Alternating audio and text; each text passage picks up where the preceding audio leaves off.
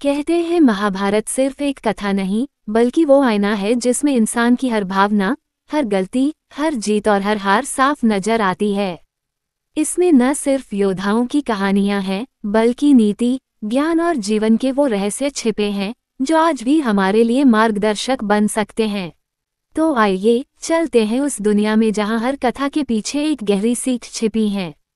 महाभारत में दुर्योधन जब युद्ध में परास्त होकर जमीन पर पड़ा था और अपने अंत समय के आने का इंतजार कर रहा था, तब उसे अपनी गलतियों का एहसास होने लगा। तो उसने श्री कृष्ण की तरफ 3 अंगुलियां दिखाते हुए कुछ कहने का प्रयास किया। फिर श्री कृष्ण उसके करीब गए और उससे पूछा कि क्या कहना चाहते हो। यही नहीं, श्री कृष्ण ने उसकी आंखों में पड़ी गफलत की धूल भी साफ की। ऐसे में आइए जानते हैं दोनों के बीच क्या बात हुई और यह प्रसंग इतना रोचक क्यों है। महाभारत का युद्ध अपने अंतिम दौर में था। दुर्योधन का घमंड चूर होने लगा था। ये वही दुर्योधन था जिसे अपनी सेना और साहस पर बड़ा अभिमान था। सबके लाख समझाने के बाद भी वह पांडवों को न 5 गांव देने के लिए तैयार हुआ था और न ही शांति का रास्ता अपनाना चाह रहा था। अब वह जमीन पर पड़ा था। महाबली भीम के गदा के वार ने उसे बुरी तरह घायल कर दिया था और वह अपनी अंतिम सांसें गिन रहा था। तभी वह भगवान श्री कृष्ण की ओर देखकर बार बार अंगुली दिखाने लगा। आखिर पांडवों का साथ दे रहे श्री कृष्ण को अपने अंतिम समय में दुर्योधन क्यों उंगली दिखा रहा था। आइए जानते हैं महाभारत की ये रोचक कथा। श्री कृष्ण को दिखाई 3 अंगुलियां। महाभारत के दौरान दुर्योधन और भीम के बीच भीषण युद्ध हुआ था। तब दुर्योधन भीम के गदा के प्रहार से लहूलुहान हो गया। दुर्योधन को अपनी मृत्यु निकट दिखाई दे रही थी।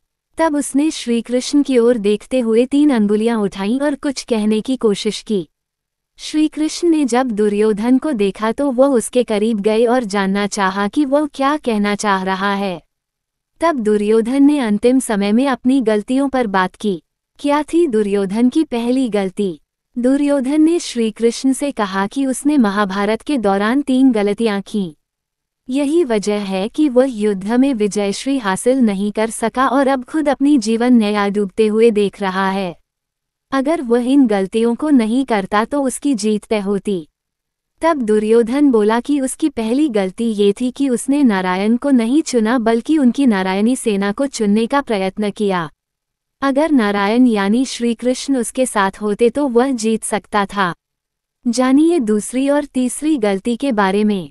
दुर्योधन कहता है कि मेरी दूसरी गलती थी कि मैंने अपनी मां गांधारी के कई बार कहने के बाद भी उनके सामने निर्वस्त्र नहीं गया, बल्कि लंगोट पहनकर गया। अगर मैं लंगोट पहनकर नहीं जाता तो किसी भी योद्धा के प्रहार का मेरे पूरे शरीर पर कोई असर नहीं होता और कोई भी मुझे हरा नहीं पाता। फिर दुर्योधन अपनी अंतिम गलती के बारे में बताता है। दुर्योधन कहता है कि मेरी तीसरी और आखिरी गलती ये थी कि मैं युद्ध में आखिर में गया, जबकि अगर मैं युद्ध में पहले जाता तो मेरे भाइयों, सगे संबंधियों की जान बच सकती थी। दुर्योधन को समझ आई अपनी गलती। इस पर श्री कृष्ण दुर्योधन को समझाते हैं कि तुम्हारी हार की मुख्य कारण है अधर्म के रास्ते पर चलना, अपनी कुलवधू द्रौपदी का चीरहरण करना। यही वजह है कि तुमने गलत कर्म किए और अपना भाग्य लिखा। श्री कृष्ण ने कहा कि तुम अपनी इन 3 गलतियों की वजह से नहीं हारे बल्कि सिर्फ इसलिए हारे क्योंकि तुमने अधर्म की राह चुनी। इस प्रकार अंत समय में दुर्योधन को अपनी सही गलती समझ में आई। क्या आप जानते हैं कि महाभारत सिर्फ एक युद्ध की कहानी नहीं, बल्कि वो आईना है जिसमें हमें जिंदगी का हर रंग दिखता है। धर्म और अधर्म, प्रेम और त्याग, विश्वास और धोखा, नीति और राजनीति। ये केवल एक ग्रंथ नहीं है, ये तो वो ज्ञान है जिसमें हमारी पूरी संस्कृति की आत्मा बसती है। लेकिन क्या आप उन छुपी हुई 30 बातों को जानते हैं जो महाभारत को इतना खास बनाती हैं कि जिसे जानने के बाद कोई भी इसे पढ़े बिना नहीं रह सकता। महाभारत से जुड़ी 30 ऐसी अनोखी और अद्भुत बातें जो आपको चौंकाएंगी भी और सोचने पर मजबूर भी करेंगी। तो चलिए शुरू करते हैं एक ऐसे सफर पर जहां हर बात खुद में एक रहस्य है, एक प्रेरणा है और एक सीख है। महाभारत दुनिया का सबसे बड़ा महाकाव्य है जिसमें लगभग 1 लाख श्लोक हैं। ये रामायण से 10 गुना बड़ा है। 2. महाभारत केवल युद्ध की कथा नहीं बल्कि धर्म, राजनीति, नीति, न्याय, कर्तव्य, प्रेम और मोह का दर्पण है। 3. श्री कृष्ण ने अर्जुन को कुरुक्षेत्र के मैदान में जो ज्ञान दिया वही भगवद गीता कहलाता है, जिसे आज भी पूरी दुनिया पढ़ती है। 4. द्रौपदी का 5 पांडवों से विवाह उस समय की सबसे अनोखी घटना थी, जो आज भी लोगों को हैरान करती है। 5. भीष्म पितामह ने आजीवन ब्रह्मचर्य का व्रत लिया, सिर्फ अपने पिता की खुशी के लिए इतना बड़ा त्याग कहीं और नहीं मिलता।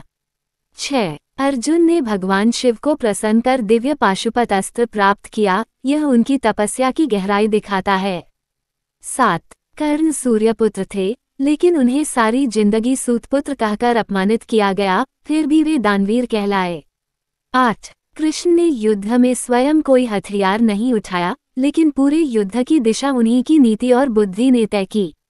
9. कर्ण ने जीवन भर अपने जन्म की सच्चाई नहीं जानी, और जब जानी तब तक बहुत देर हो चुकी थी। 10. गुरु द्रोणाचार्य ने एकलव्य से अंगूठा दान मांग लिया, ताकि अर्जुन को श्रेष्ठ बनाया जा सके, ये निर्णय आज भी विवादास्पद माना जाता है। 11. द्रौपदी का चीरहरण हुआ, लेकिन वह बची क्योंकि श्री कृष्ण ने उसकी लाज रखी, ये ईश्वर पर विश्वास की पराकाष्ठा है। 12. भीम ने हनुमान से आशीर्वाद लिया, जो उनके बड़े भाई थे क्योंकि दोनों वायुपुत्र थे। 13. युद्ध में श्री कृष्ण ने अर्जुन का सारथी बनकर उसे युद्ध के लिए प्रेरित किया, जबकि वो स्वयं ईश्वर थे। 14. महाभारत का युद्ध कुल 18 दिनों तक चला, जिसमें लाखों योद्धा मारे गए।